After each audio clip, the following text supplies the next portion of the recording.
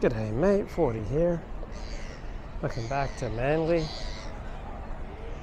Getting ready to take the Manly ferry over to Circular Quay and the Sydney Opera House.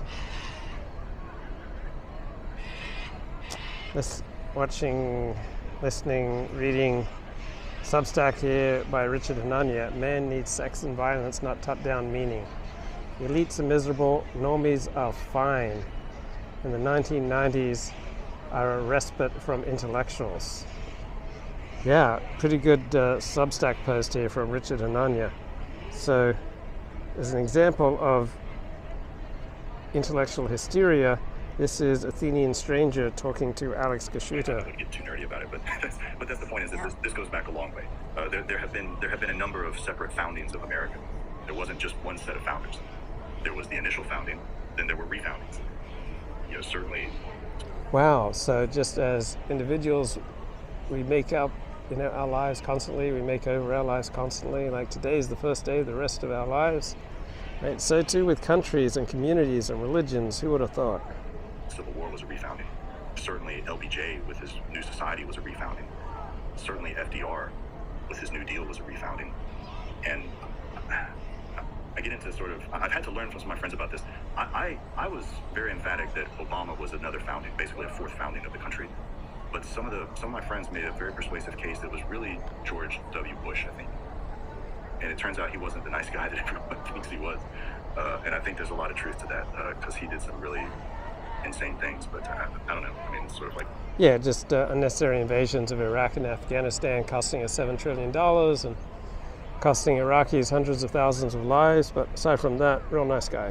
Sort of like, which person do you dislike more, Bush or Obama? It's really hard to say. I guess you sort of have to take the two of them together because they destroyed the country. They destroyed the country so thoroughly to the point where we're sort of living in Barack Obama's fourth term. But now I'm sort of rambling. No, it's all good. It's expected on the podcast. They do seem now just obviously... Yeah, can these long-form alt-right podcasts really save civilization? Obviously, in hindsight, to be very much creatures of the same era. They're almost, maybe it's, history becoming a bit blurry in hindsight, but it's just, they seem like, they could be best buddies looking back from our vantage point at the moment.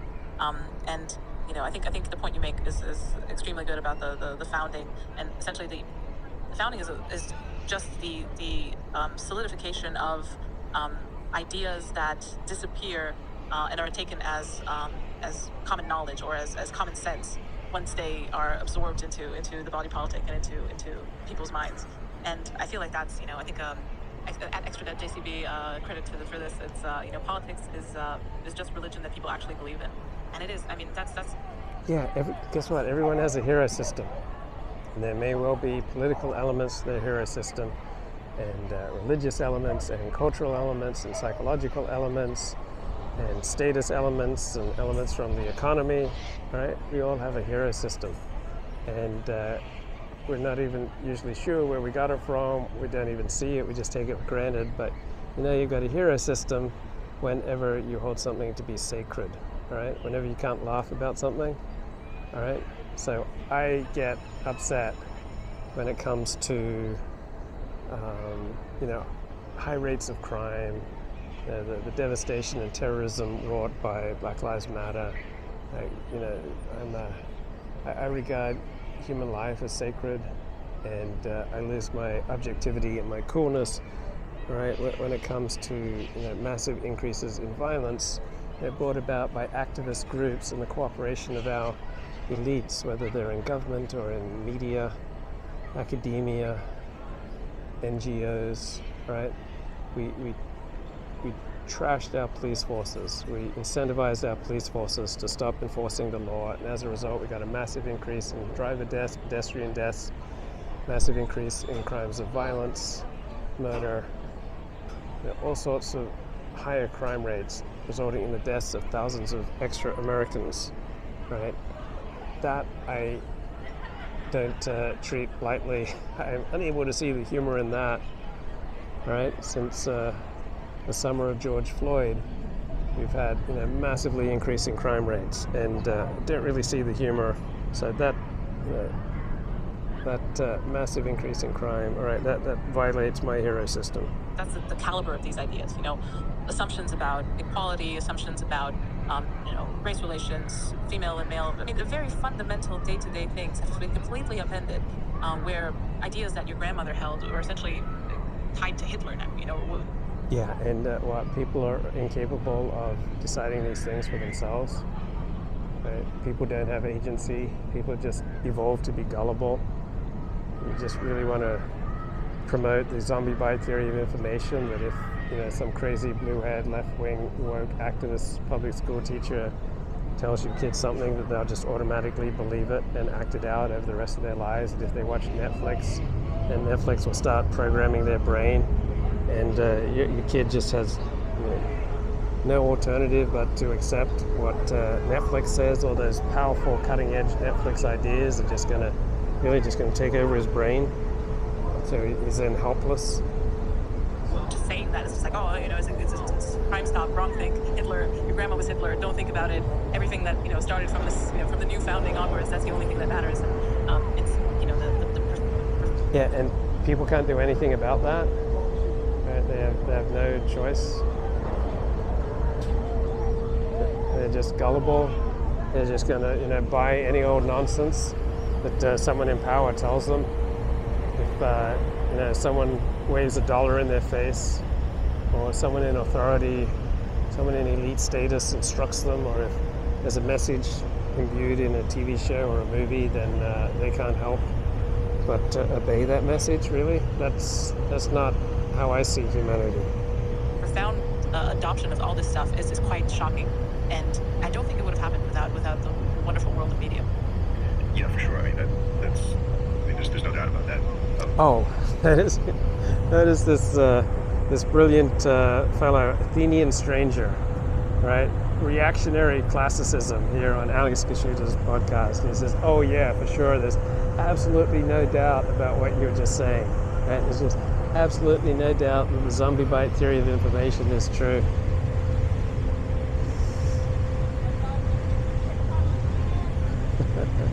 Let's go.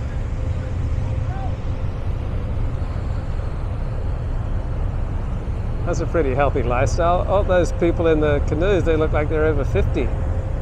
And they're out canoeing a Manly beach. That'll keep you fit. One thing I would just sort of add briefly there is that, politics being religion that people actually believe. I think there's even more that can be said about that, because that's a good statement of where things are. We presently live in an age of nihilism. I mean, we just simply do. Most people, to the extent that they'll even say that they believe in, religion or God, you ask them things like, well, do you go to church? And they'll almost always say no. And they've sort of made it their own religion. Yeah. Whether or not people go to church, they have a hero system. Right? Whether or not people consider themselves religious, they have a hero system. And whether or not people read the Bible, they have a hero system. Whether or not people read the New York Times, they have a hero system. A hero system is a biological necessity. Is some transcendent source of meaning. We usually take it unthinkingly from our community, and unless we're one of those exceptional characters who's creating exceptional art that we may have reason to believe will last down through eternity, we get our sense of eternity, we get our sense of transcendence, right, from being part of a community that we believe is going to outlast us, is going to go down in history and is awesome and plays a special role in the universe, right? That's where we get our ability to stave off insignificance through subscribing to a hero system. And so I'm in Australia. We have an Australian hero system, and we have Australia Day coming up on January 26th. Right? We're going to celebrate Australia, mate. Religion, right? They say things, at least in America, you'll have Christians saying, well, I don't need a church to mediate between me and God. I'm just anything and everything to sort of change the meaning of what religion is, because... All right, we've got the first secular societies in history in Europe. Right, Protestant societies tend to secularize quicker because Protestantism is a religion of the heart, of faith, and that's easier to go away than the more total religions of Catholicism and Judaism. So Protestantism is a religion of faith and theology and belief and assent and something, internal. Catholicism, Judaism, much more things that you do. It's a community, it's a way of life, it's much more total. And so it's a lot harder for Catholic societies to secularize compared to Protestant societies. But still, even in Protestant secular societies, right, where Protestantism has overwhelmingly gone away, people still have a hero system. Right? People still believe they are part of something that transcends them and will outlast them and will go on down through history. For all practical intents and purposes, they're no longer believers in the same way that even their own parents were. And so what happens when you have circumstances in which most people don't really know what to believe anymore, right? Because science has been, at least it was. Yeah, so more and more of life is explained by natural causes, by science. More and more life is, rendered efficient by neoliberalism. So life is increasingly robbed of the magical and the enchanted.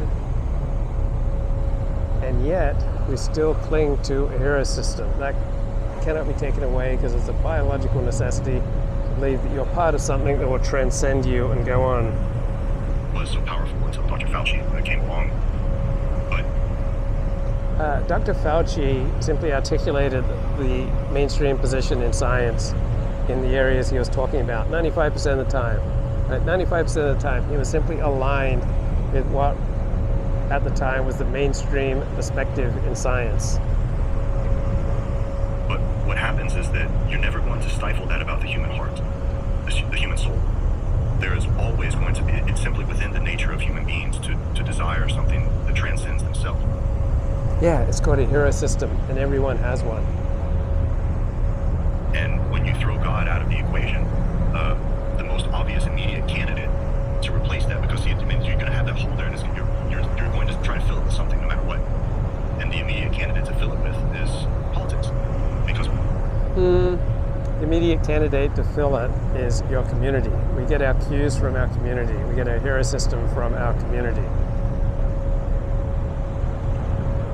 And there'll probably be a political element, but we get our hero system. It's just handed down to us by the world around us. The community around us gives us meaning. It tells us what is marriage, is military a heterosexual institution. Right? Hero system is usually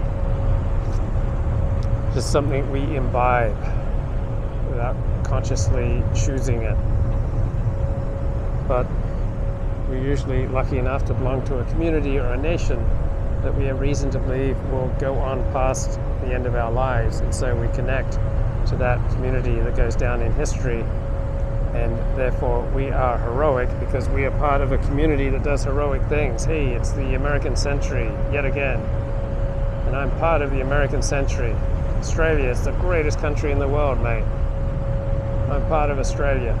Jews, we're God's chosen people. I'm part of the Jews. Because what does politics do? Well, it gives you the opportunity to affect change in the world, to make the world better for, at least according to you, to make the world better for other people, right? So that becomes literally your religion, right? I mean, the same way that people used to have the kind of faith in their God to be able to know that they were living a good life. Now they turn. Yeah, this guy would benefit from reading Ernest Becker, The Fear of Death. Learn about hero systems. Much more precise way of speaking. Turn to politics because they think that that is what living the good life is, and that really sort of speaks to all of this, the insanity of the virtue signaling, right?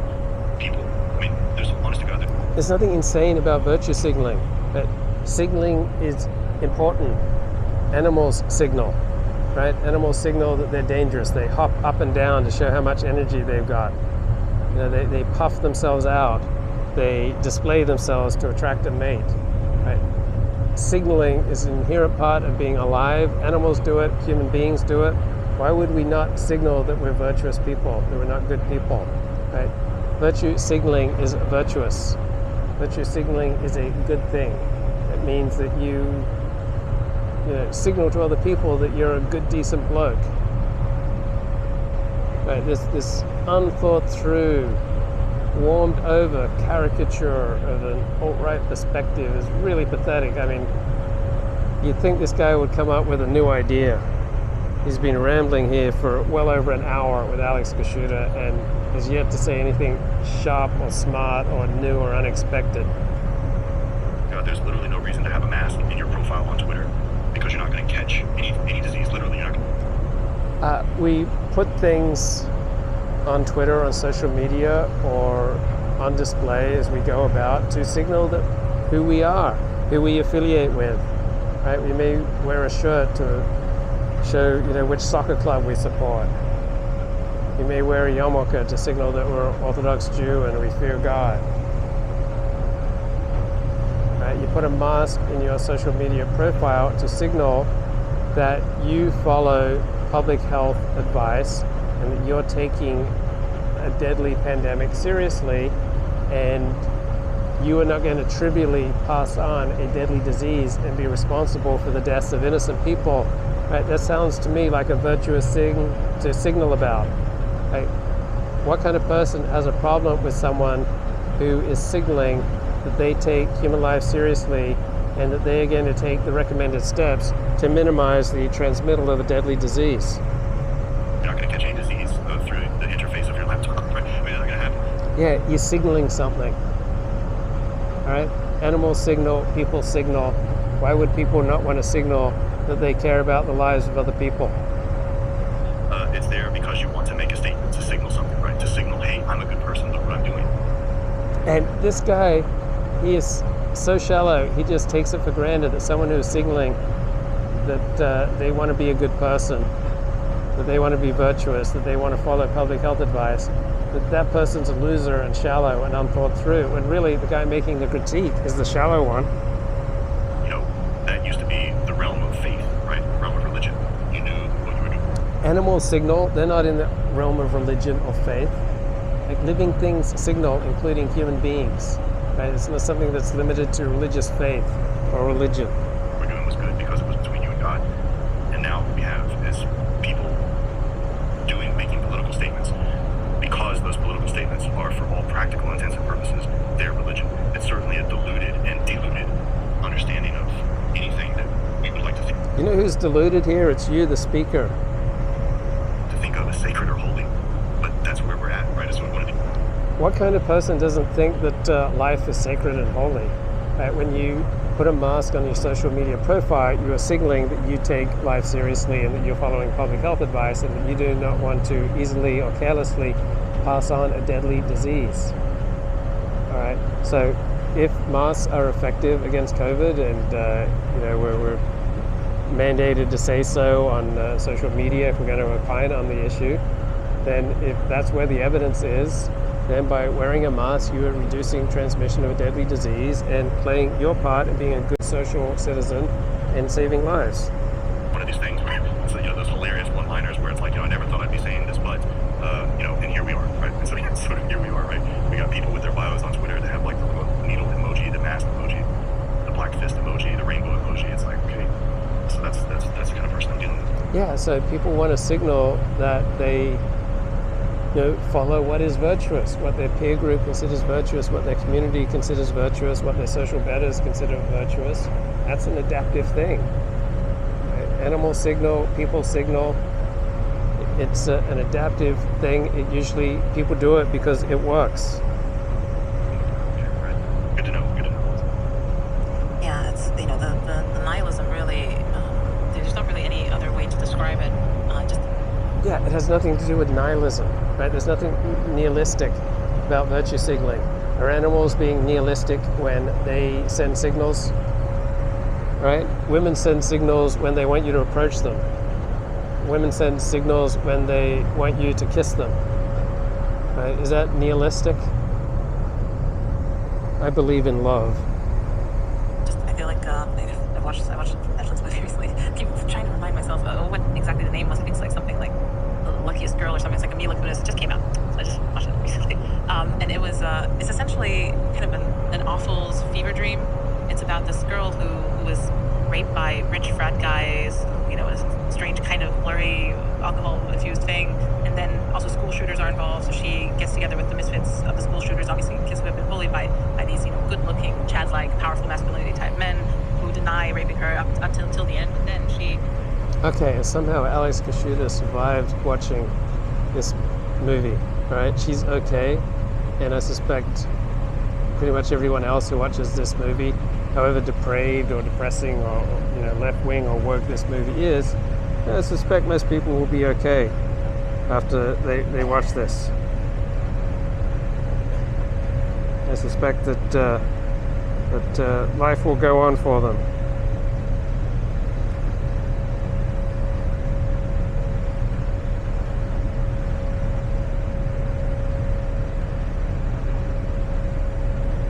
Man. Here's Richard Hanania. Man needs sex and violence, not top-down meaning. A very provocative essay, like usual, from Richard Hanania. So he likes to troll. So it says, I'm extremely happy about how things have turned out. I never felt more alive than I did as a teenager and young adult. Till I was around 16 or so, I would get into fistfights. Right? So yeah, fighting often helps provide meaning, and you don't have to just fight physically. I would fight with words. Men like to compete. So I grew up as Seventh-day Adventist. They did everything they could to try to discourage fighting, to discourage competing, but I love to compete. It's part of having high levels of testosterone. So yeah, competition makes people feel alive, particularly men. So Richard Hanania would regularly get into fistfights. I avoid it because fistfights can escalate and they can do permanent damage. Just not worth it. So Richard says, today I have a fulfilling personal life. I have a successful career. I still find myself trying to recapture some of the excitement I felt while growing up. I do this in part by trolling. Or I just express my opinions honestly, which often amounts to the same thing. So getting people mad, my views on euthanasia or the impact of women on academia adds a thrill to my life. Right? It's mostly satisfying, but I still lack the excitement I felt as a teenager. So I suspect Richard Hanania is not married with kids. If he was married with kids, he'd have all the excitement that he needs. So these thrill seekers, right, need to settle down and have kids. Okay, so he wants a life full of the realistic possibility of violence. Okay, that's stupid. Right? You don't really want a life full of the realistic possibility of violence. You want an exciting life, which most people your age would get through being married and having kids. And you want a sex with new people, not marriage. Okay, that's exciting, but it's going to be increasingly difficult as you age. And then some orientations, it's a lot easier to get laid than other orientations. But after the first few decades, casual sex is going to palmate, loses its excitement. I rely on Twitter followers for rides to and from the airport. One of them recently suggested I take up jiu-jitsu. Thought about all this reading Ross Douthat's recent article, Hootie and the Blowfish and the End of History. It's not joy at the end of humanity, writes Douthat, exactly, that defines the Hootie DMB counting crows aesthetic, but maybe it's what you might call a sense that ordinary life suffices. It's a key stabilizing sentiment, that you can have a rich human experience full of joys and sorrows without the extreme pre-modern or 20th century stuff. War and God and utopia and all the rest. And without racial division too, the multiracial makeup of the Dave Matthews Band and Hootie and the Blowfish is important. That you can be a fulfilled human being just through the highs and lows of normal seeming suburban American life, the tropes of early adult male heterosexual experience, like the yearning to be famous, or the awesome girl who lets you down, or hanging out with your friends and feeling a bit sorry for yourself, all sufficient as grist for the strong feelings that make up an interesting life. That when these feelings get you down, you can be depressed in a way that's personal rather than existential. That's just about you, other than about everything that's wrong with your life under late capitalism. So Richard Hanania says, yeah, this speaks to me. Might have added that in the 1980s and 90s, a common trope to movies, film would be a young boy getting beaten up by a bully, and the point was he was supposed to learn how to fight back. Even if he didn't win, he'd respect himself and others would respect him for overcoming his fear. And Richard says, I think a good cultural script is sex and violence when you're young, and then marriage and children when older. Yeah, that is it's a pretty good script. For most people, not much has changed since the 1990s. For most people, ordinary life is enough. Now, it's not enough for Alex Kashuta and this Athenian bloke on the podcast. But for most people, yeah, ordinary life is enough. Despite what you've heard from woke lunatics or new right types, Americans are not drowning in existential despair. There's barely any change in people's happiness levels from the 1990s. So for all the political and social development since the 1950s, you don't have much of a change in happiness levels. Not until masks and lockdowns, yeah, that reduced people's happiness levels. But for most people, ordinary life isn't enough. So there's not much that elites can do to take away people's happiness unless they shut down ordinary life. So normal people are resilient, and mental health indicators are rebounding as pandemic restrictions are relaxed. Now, of course, individuals and societies still have problems, still have deaths of despair and deaths of exuberance killing a lot of people. We have an increased availability of pain medication which can be abused. Opiates feel great, some people can't control themselves. Social media has not been great for young girls, but overall there's little to justify the doom and gloom that has become a staple of American art and intellectual life over the last 2 decades, including much of the content of Alex Kashuta's podcast. Even the recent rates of depression among teens and young adults appear to be overblown. Things don't really look so bad. So why are our intellectuals talking in such a negative way? Why are intellectuals so invested in trying to tell us how to live our lives? You know, what's wrong with us, how we need their top-down meaning, we need their top-down solutions. Life is pretty good. It's not really empirical evidence that life sucks for most people. There hasn't been much change in how happy Americans are. We do see decline in trust in institutions. We see more negativity about government, right? More distrust, right, of the power centers. Right? Why does this have to be a crisis in and of itself? Right? Politics really doesn't play that big of a role in most Americans' lives. We're not heading into civil war. Right? If you feel incredibly distressed, it's probably not because of the reality of America or of Australia. So why are intellectuals so miserable? Why is there so much negativity about American life and institutions?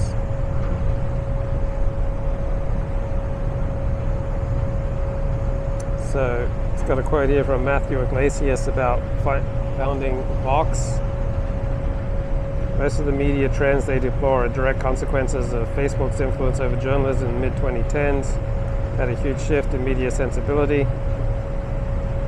Hardcore identity politics, simplistic socialism performed incredibly well on Facebook and on social media, so that got incentivized. So it doesn't mean the journalists started pretending to be so left-wing to get clicks, but people found that writing on certain topics, all right, got the most traffic, and early career journalists with authentic left-wing views were outperforming their colleagues. So you ended up with this whole cohort of discourse structured around, is Bernie Sanders perfect in every way, or is it problematic to vote for a white man?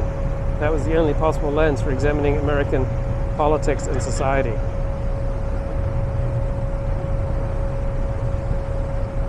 So the news media has a downstream effect on the rest of culture, but it mainly has an effect on people in the industry. Right? People understand that the news isn't real. Right? People didn't depend on Donald Trump to inform them that the news wasn't reality. Right? People were able to figure it out for themselves. You beauty. See, ordinary life is enough. Just see Sydney Opera House set off against the sunset as you roll into the Circular Quay.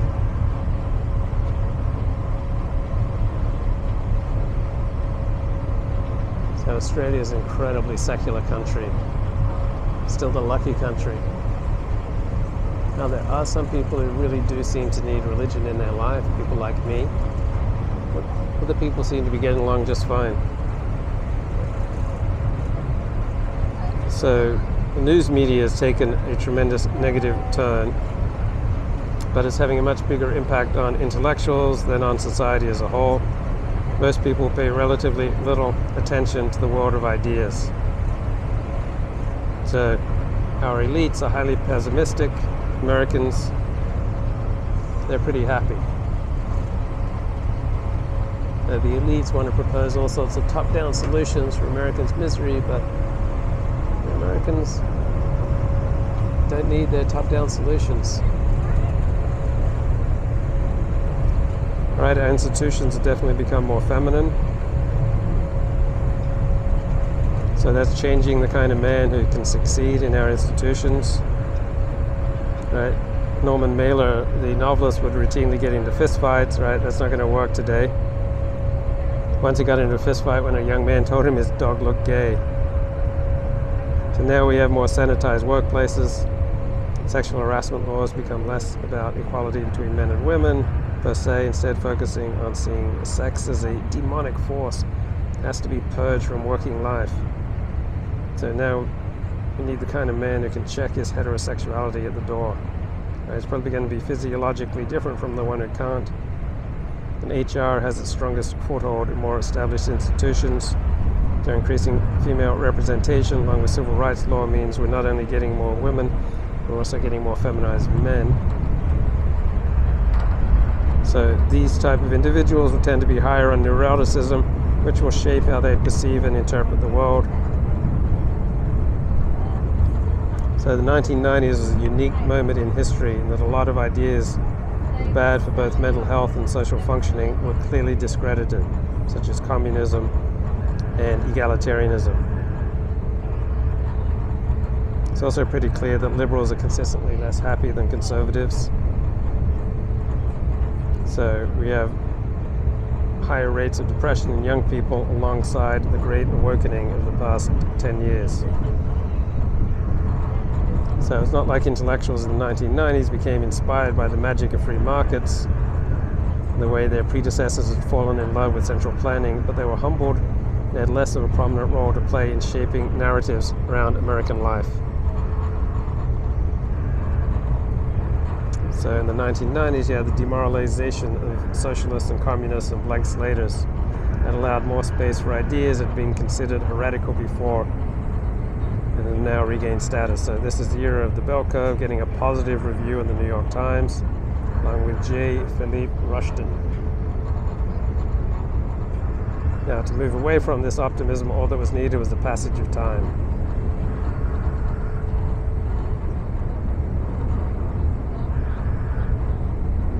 So in the 1990s, we managed to crush crime rates by putting bad people in prison for a long time.